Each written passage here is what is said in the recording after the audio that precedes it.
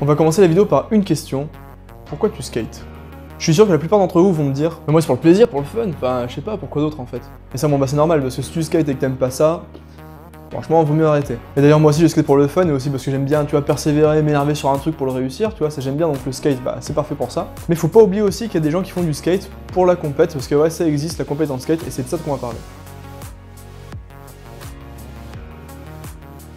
Mais pourquoi tout le monde s'en fout en fait des contests en skate? Et bah ça en fait j'ai plusieurs réponses. La première déjà c'est que le skate c'est quelque chose d'assez underground, tu vas voir beaucoup de gens skater dans la rue par exemple, en fait t'en vois partout des skateurs. Maintenant même les gens se déplacent en skate. Donc c'est plus devenu un moyen de transport qu'autre chose. Et même quand tu demandes à quelqu'un si ça représente le skate, il va tout de suite s'imaginer des gens tu vois qui skatent dans des piscines abandonnées, dans la rue, enfin c'est un truc assez underground quand même tu vois. Et moi c'est toujours comme ça que je l'ai vu en fait le skate, tu vois, c'est un truc de punk, un truc underground que tu fais dans la rue, dans les skateparks, mais jamais un truc encadré que tu vas faire dans des contests avec un règlement et tout. Tu vois, c'est pas ça que je voyais. Mais voilà, on peut définir le skate comme une discipline où il n'y a pas de règles, où c'est quelque chose que les gens font juste pour le fun. Et la deuxième raison, c'est que les gens connus dans le monde du skate, tu les connais généralement pour le tricks qu'ils font, tu vois, le tricks ultime qu'ils ont fait. Et ça, ils le font pas vraiment en contest, ils le font dans des vidéos spéciales que tu vois sur YouTube, sur Instagram maintenant, ou sur les réseaux en fait. Et tu vas pas vraiment en fait reconnaître un skater à son palmarès dans les compétitions, les médailles qu'il a eu, les prix qu'il a eu, tout ça. C'est plus par rapport à son originalité en fait, aux tricks qu'il a fait, que vraiment il y a que lui qui sait le faire. Comme par exemple pour moi c'est pour Chris Joslin. Moi ce mec là j'associerais toujours par rapport à cette vidéo, tu vois. Et pour ces raisons on s'intéresse pas trop aux compétitions de skate en fait, tout le monde s'en fout un peu. Et pourtant c'est dommage parce que tu peux apprendre pas mal de choses grâce à ça. Moi j'ai commencé à m'intéresser il y a pas très longtemps parce que là il y a une semaine maintenant, là où je tourne cette vidéo, il y a une semaine, il y avait la finale des SLS et je m'y suis intéressé que par curiosité au début, mais au final j'ai plutôt bien aimé ça, tu vois, j'ai regardé la finale en live et en fait bah c'était pas mal, j'ai appris des trucs. Mais le problème c'est que je comprenais pas trop exactement les règles, même si en fait elles sont super simples. Le but de cette vidéo c'est que tu vas avoir un peu les bases pour pouvoir comprendre après les contests que tu vas voir sur YouTube par exemple. Donc pourquoi c'est compliqué? Déjà parce que en fait dans le skate déjà tu as plein de disciplines. Tu vas avoir le street, le ball, la rampe, le freestyle, tout ça, il y a vraiment plein de disciplines. Et du coup il y a plein de contests, au moins un pour chaque discipline en fait. Mais tu vas voir qu'il y en a qui sont beaucoup plus populaires que d'autres, il y en a même certaines disciplines qui se meurent en fait, comme le freestyle par exemple. Ça t'en vois vraiment plus trop, ou t'en vois même pas du tout en fait selon les pays. Donc les contests sont vraiment d'actualité, t'as le ball, la rampe, et surtout le street grâce à la SLS qui rend ça assez populaire. Mais le problème aussi c'est que selon la discipline, même pour une même discipline, il va y avoir plusieurs contests avec des règles un peu différentes en fait selon qui l'organise. Et tu vas voir par exemple que pour le street, c'est pas les mêmes règles que ce soit organisé au X Games ou par la SLS.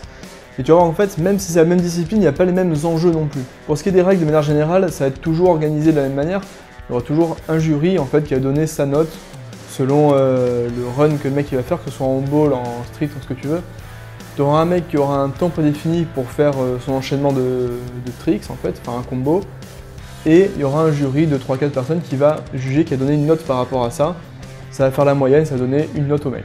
Comme tous les sports artistiques en fait. Et je vais expliquer en détail comment ça se passe, parce que moi au début, j'ai regardé les règles en fait sur le site officiel du SLS, et en fait, je sais pas, ils disent des trucs qui sont différents de ce que j'ai vu, en tout cas pour la compétition que j'ai vue là, qui était le tournoi mondial international où ça a élu le meilleur skater de l'année. Et pendant la vidéo en fait, les règles qu'ils expliquaient n'étaient pas les mêmes que ce que j'avais vu sur le site. Donc du coup je comprenais plus rien, et en fait c'est super simple comme règle. Donc là je parle surtout du street en fait comme discipline parce que c'est celle qui est la plus populaire et celle que tu auras le plus de chances de voir à la télé, sur l'ordi ou quoi, même au JO de 2020 je pense qu'il y aura surtout une discipline street. Donc ça se compose en deux parties. La première partie ça va être de faire un run. Donc ce qu'on appelle un run, ça veut dire que pendant là un temps déterminé, pendant 45 secondes, le skater va faire un enchaînement dans le parc qui va être dédié à la compétition. Le skater va faire une série de tricks qu'il aura appris avant par cœur, hein, ils apprennent le truc exact qu'ils font, sinon c'est trop chaud. Donc ils sortent leur run de plusieurs tricks, et de là le jury va donner une note, donc ça va leur faire une première note dans le total de points qu'ils vont avoir. Ce run là ils vont le faire deux fois, ils vont faire soit le même, soit un autre, mais généralement ils font le même en prenant un peu plus de risques sur le deuxième pour essayer de gagner un peu plus de points.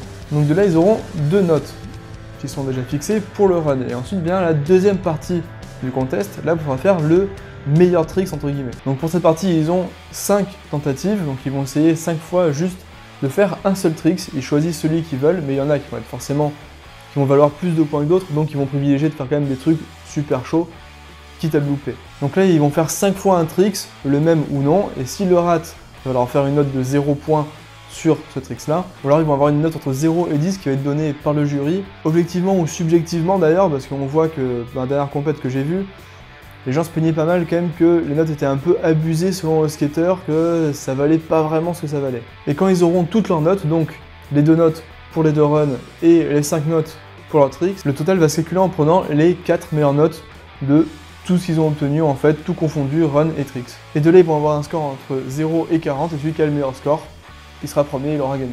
Mais la note va dépendre s'ils skatent en switch, s'ils sont originaux, s'ils utilisent beaucoup d'espace dans le parc ou s'ils restent que sur une même ligne.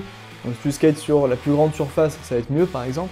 Donc il y a pas mal de critères à prendre en compte quand même, et après c'est à force de voir des contests, tu vas savoir quel tricks vaut plus. Par exemple le fait de grinder, là dans la dernière compète que j'ai vue, c'était clairement le meilleur truc à faire en fait. Tu pouvais faire le gap le plus ouf qui puisse exister, si tu fais un grind, ça va avoir plus de points, tu vois. Donc je t'invite à regarder le plus de compétitions possible pour mieux comprendre les notations que le jury donne aux skaters. Mais le deuxième avantage de regarder des compétitions, c'est que tu vas découvrir de nouveaux skaters, et après de là, tu vas pouvoir regarder leur chaîne YouTube, t'abonner sur Instagram à eux ou quoi, pour voir ce qu'ils font en dehors des contests. C'est là que ça va être vraiment intéressant, qu'ils vont te montrer ce qu'ils savent vraiment faire. Parce que ce qu'il faut savoir, c'est qu'en contest, c'est quand même plus compliqué, t'as droit qu'à une seule chance, tu le fais directement ton truc. Alors qu'en vidéo, quand tu fais toi ta vidéo après, généralement les tricks qu'ils font, ils tentent 1 million de fois avant de le réussir. Donc c'est plus impressionnant, mais c'est quelque chose que tu peux voir que sur des vidéos qui sont déjà montées sur leur page et pas en compétition par exemple. Donc moi voilà, je regarde surtout des contests pour découvrir des skaters. Après ça peut être intéressant de regarder des contests aussi pour voir ce qui se fait, mais généralement ça tu vas plus le voir dans les vidéos plus pro et à part qui sont déjà montées et tout sur YouTube.